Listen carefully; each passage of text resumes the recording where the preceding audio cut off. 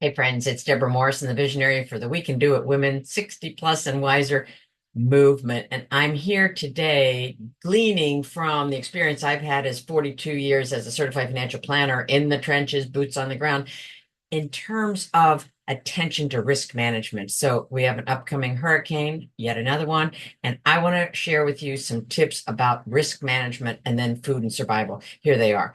I'm going to speak swiftly so that you don't have to, listen for a terribly long time. If you need to repeat, go for that.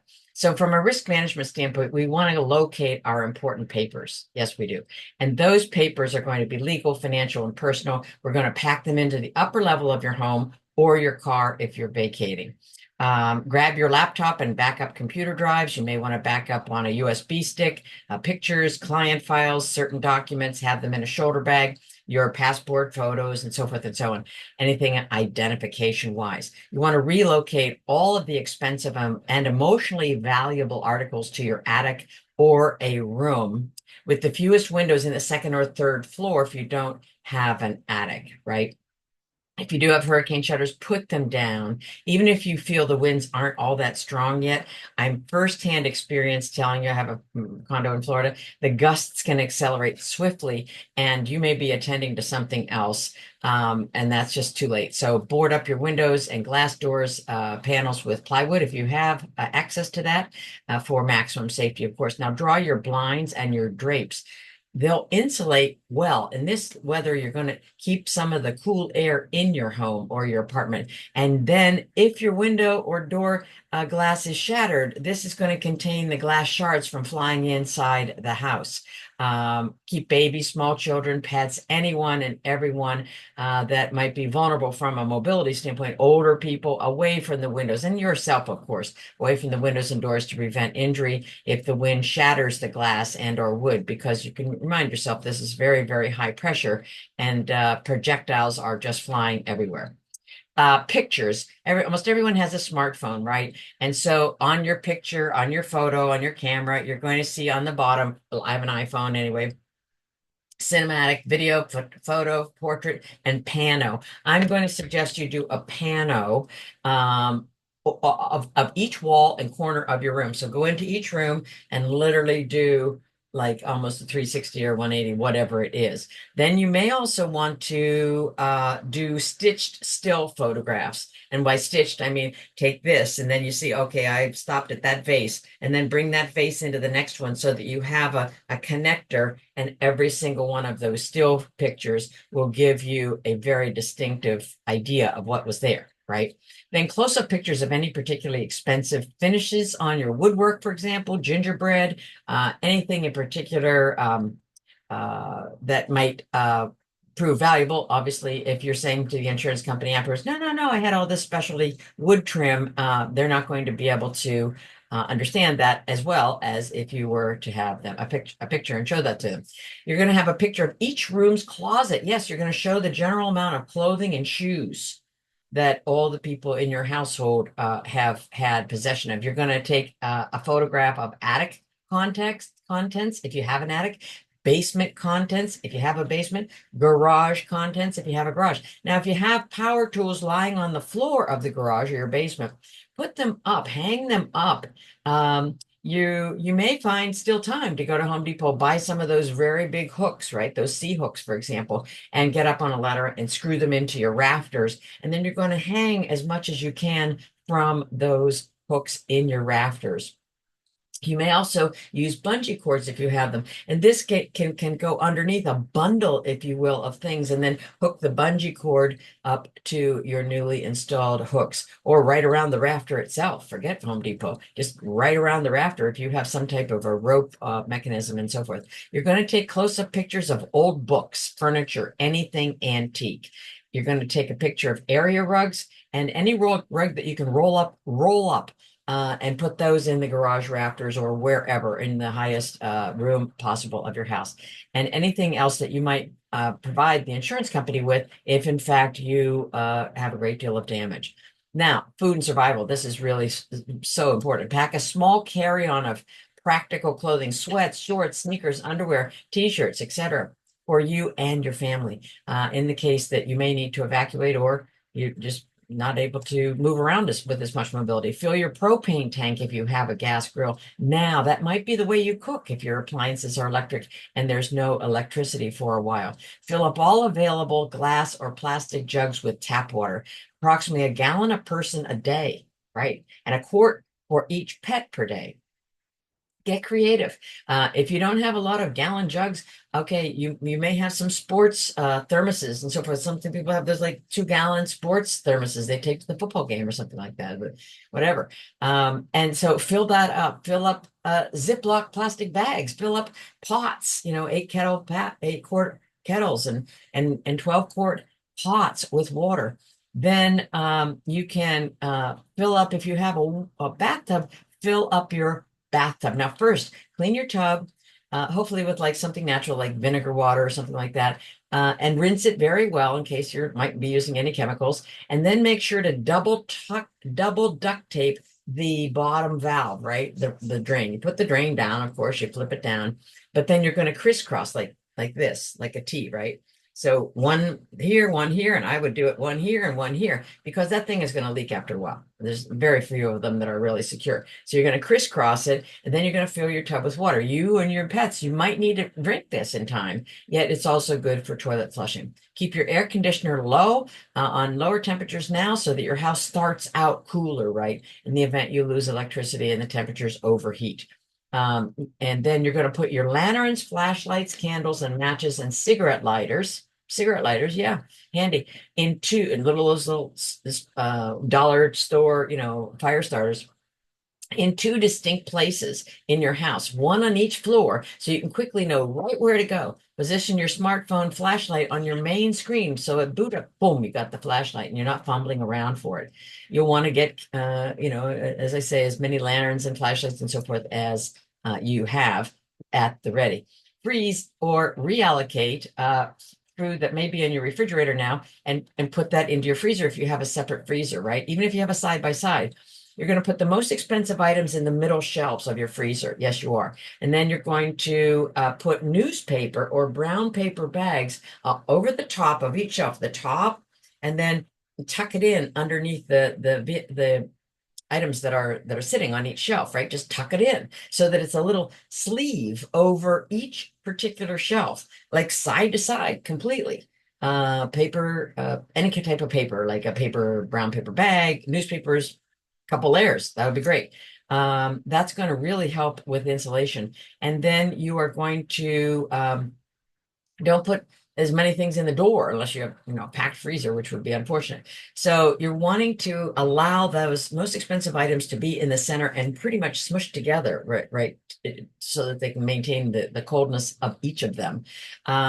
And I really want to stress this. You want to think ahead in terms of this freezer. So you want to pull out things perhaps right now into your refrigerator that you might imagine eating in the next couple of days, right? Because you want to pack this freezer and put that paper around the shelves like now, like a couple, 3 days before. And you're not going to open that freezer, hopefully, at all. Maybe you're going to plan so also with your refrigerator, right? This opening and shutting, opening it to see if it's still good. No, don't be doing that, especially your freezer. So this is going to keep food. Like when I had a big freezer full of my dad's beef during Sandy, and it kept for, I think, almost a week. It was about 5 days. And so you're going to test all your flashlights, recharge all your rechargeable batteries now. If you own power supplies for your computer, unplug your printers from those, like UPS or APC power extenders. Kill your printers off of those. I mean, they draw much too much juice. Most importantly, keep your computer up another few minutes if you can. Have about $500 of cash in your hand. Yes, you are going to want to have small bills. Always know I hold up $1,000, but here you're going to want to have small bills, right?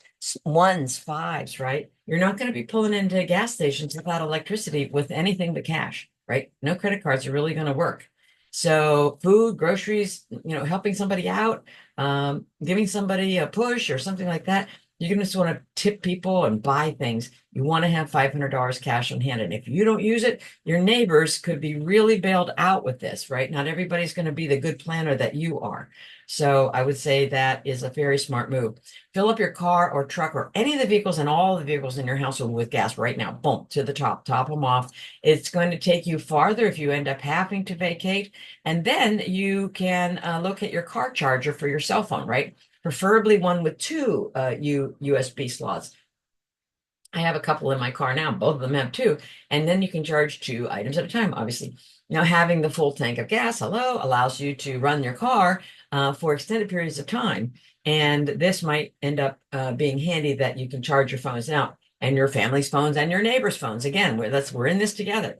Now, if you own a car power transformer, like the thing that plugs into the cigarette lighter, and then it has an electric, like a 12 volt on the other side of it. I have one. It's sitting in my car.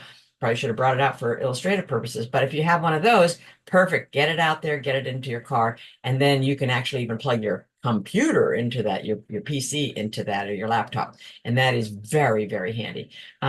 Pull out a tablet and pen. Electricity outages have a strange way of putting us back in touch with the fine art of journaling, right? It's going to be very valuable for you to record matters and you make lists and so forth, and remind yourself of things. Make your coffee now. Make a bunch of coffee now. Put it in thermoses. Nothing like hot or even warm coffee at times like these. And then you're really going to also take instant coffee because it's still going to pack the caffeine punch, which a lot of us depend upon, right? So even with cold water.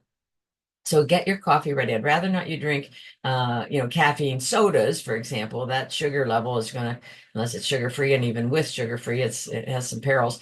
But the sugar content of sodas, especially for kids, you don't have your kids bouncing off the wall if you have kids. Locate board games that the whole family can play together, even with a dim lantern light. This is no time for games on your phone. No, it is not. And yet people do need to be occupied. It's a stressful time. You want to go ahead now and bake chicken, salmon, pizza, or any other food that's good cold, right? And so get those baked and prepared, and then put them in foil or Ziploc bags, whatever, and put them in the fridge now so that you can have access to food as well as your friends and family. Boil eggs. Gosh, this is the best. This is the best thing. Boil a dozen of eggs. And then you can either eat them as such or make some egg salad sandwiches and stuff like that. Buy yourself a very large jar of peanut butter. I love peanut butter, and even if you don't, it's a great source of protein, and it really will be a very complete food, like in one jar, that can really help out if you have a problem with electricity and mobility getting to the store. Cut up some cheese and vegetables now for snacks. Bake some cookies or brownies right now. If you don't have time to do it from scratch, pop over to the store real quick, buy some of those slice and bake, because everybody has a little bit of a sweet tooth, and when you're stressed, it's like helpful just to have something to kind of take the edge off. Some people may choose to take some alcohol, and that's your choice. Everything in moderation, of course. Locate your pet food and treats now. Have them accessible. Pets get anxious, obviously, as you well know. Never too many treats for them. Take a shower and wash your hair now while you can, especially maybe your whole family. Do a load of laundry now of essential clothes for the next week, and refrain from downloading, as I say, a lot of videos and high bandwidth items and movies and stuff on your cell phone or your PC. Let's see. I just wanted to make certain that I got all this because I want you to know all this. So when not using your phone, put it on airplane mode. Now tell your friends right now, tell your friends, okay, we're probably in the path of the storm, or even if we're not, don't be calling me. I'll call you, or I'll go on social and say I'm safe, right? The last thing you need is like 20 people calling in, hey, are you okay? Are you okay? And your phone is getting sucked up, the battery. Instead, just be judicious with your phone battery, even with the car backup as a charger. These are times that you want to use your phone for an emergency basis. And that's really your first priority for sure. Saving lives, maintaining your own life and your safety. If you live with other people, talk. We don't do so much of that anymore. This is a time when, especially older people and children, like two extremes, right? Get very nervous sometimes, very maybe afraid, maybe downright scared and screaming and whatnot. they're going to take their lead from you. And so I want you to see about keeping the temperature down on these conversations and just say, just being forthright. I have no idea what to do next. We're going to take it 1 minute at a time, and we're all in this together. Something that is, in as much command as what you have. You're not controlling the weather. You're not changing it. No, you're not. Yet the preparation and the planning ahead of time, which is exactly why I'm on here, is going to be the best defense you have, if you will. So remember, regardless of whether there's electricity or not, you are in charge of your power, regardless of the external circumstances. So you're in charge of how you respond, right? You're going to react right now. You're going to do these planning steps and more that I haven't thought of and that you're smart enough to know. And then you're going to be in the moment as much as you can.